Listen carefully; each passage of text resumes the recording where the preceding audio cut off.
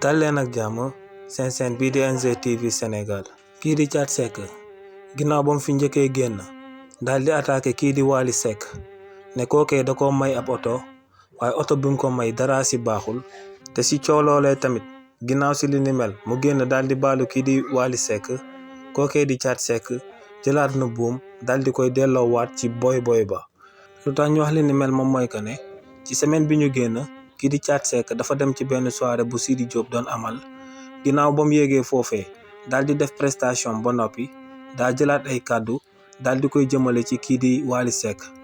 kàddu yu mu fa jubaloon moom mooy que ne si yoon kii di Sidi Diop ci wàllu boppam moom moo ko waroon a jox oto ndax ne moom moo tàggat kii di Sidi Diop ba muy door. ne bu fekkoon ne kii di Sidi Diop jébbal na ko oto kon du doon dem ba si Wally Seck di ko ñaan ay oto. ginnaaw loolee kii di Thiat Seck daal di wéyal ne kii di Sidi Diop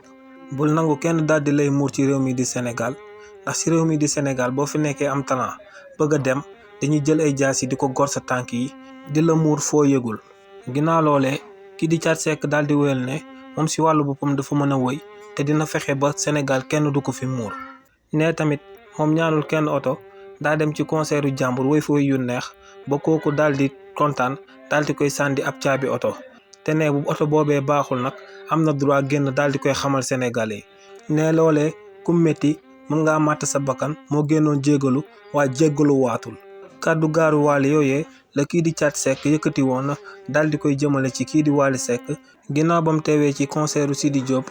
amal fa prestation ba pare yëkkati woon na kàddu yooyee daal di koy jëmale ci kii di Wally Seck ak waa Wally family.